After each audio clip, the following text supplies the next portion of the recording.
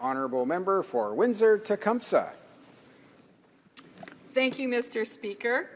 It is my pleasure to speak today on behalf of this bill and compel members on its recognized merits. And I do believe that it is very important at this time for me to also acknowledge my predecessor in Windsor-Tecumseh, Joe Comartin, who provided me with a lot of history that I think you'll find helps you put in perspective as well. So this is a concise bill that is simply the repeal of one very brief section of the criminal code, and in effect, it would allow for sports betting on single sporting events in this country, in provinces which choose to allow it. There's two reasons for my pushing for this change and for the widespread support that this has garnered. One is the economic development tool, as has been mentioned. It provides communities, and particularly those with existing casinos or racetracks and other gaming operations, with revenue.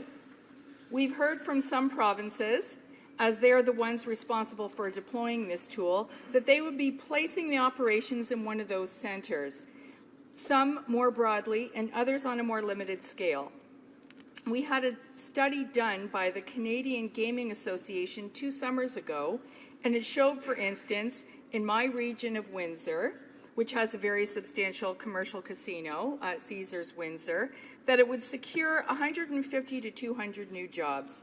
The same is true for the casino in Niagara, and I mention these two casinos because we're immediately adjacent to the American border, and a number of bets would be placed by our American neighbours because this practice is illegal in the United States, with the exception of Nevada, and I'll get to that later. It would be a good economic tool that would draw tourism and gaming dollars from the United States and potentially from other parts of the world, depending on how it is deployed.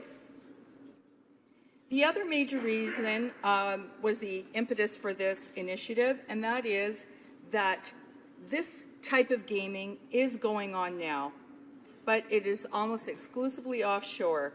And in Canada, it is completely controlled by and is a major revenue source for organized crime. We have estimates of billions of dollars being gained in Canada and tens of billions of dollars in the United States because it is illegal there. It would strike a blow against organized crime by taking revenue away from it. We know one of the major tools the government can deploy to fight organized crime is to take away financial incentive.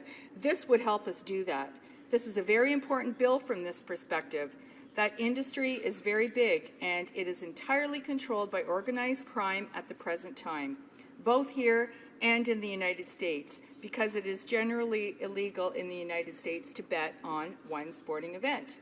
The estimate in the United States is that $30 billion a year is bet on that, all going into the pockets of organized crime, and some of it offshore.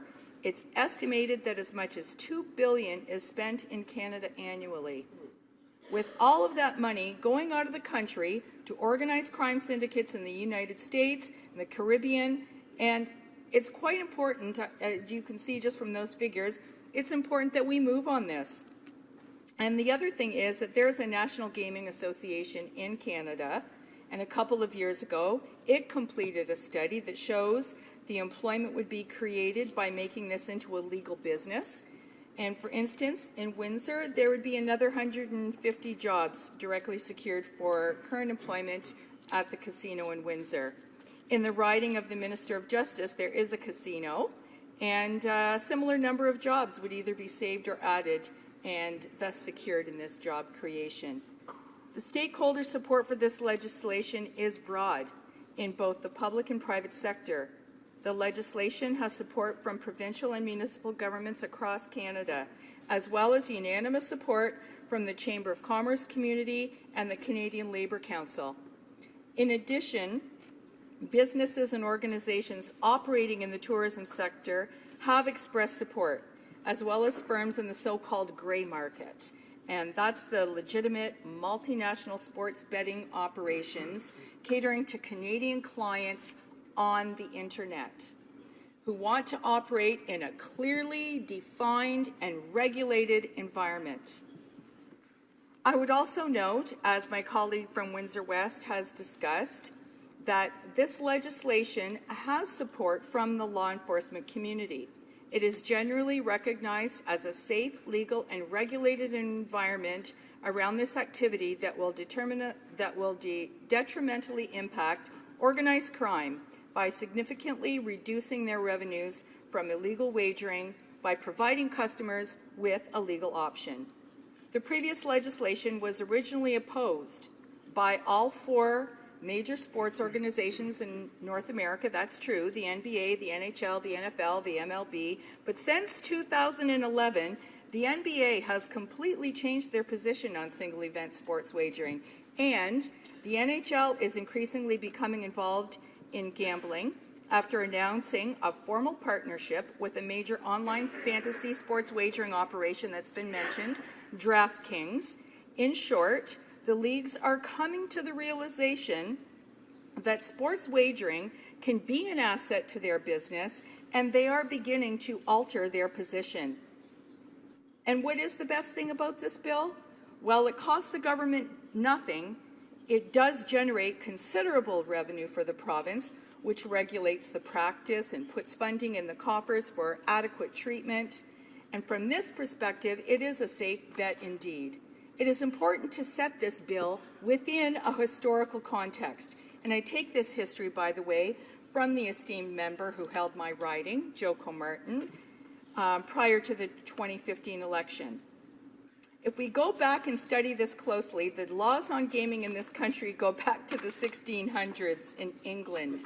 And I believe it was Charles I who was the king at the time, and this was a period of time when he was very worried about his military's gambling excessively. Laws were then passed in Westminster to prohibit all gambling in the country. Over the centuries, as we know, we have eroded that position, and in fact, to follow the history in my writing, my predecessor, who is actually the immediate predecessor of Joe Comartin, the late Shaughnessy Cohen, she moved a similar amendment to the criminal code that allowed for betting at roulette tables, which was prohibited at the time. It allowed for roulette tables to come into casinos across the country. Following in that tradition, this is one of those periods of time when we should have our criminal law catch up to the reality of what is happening in our society. In 1985, the federal government effectively gave up the administration of gaming operations to provinces. It was one of those periods of time when there were some trade-offs going on with regard to revenue sources. This was a mechanism for the federal government to create new revenue sources for the provinces. Since that time, a number of provinces have moved into gaming in a variety of ways.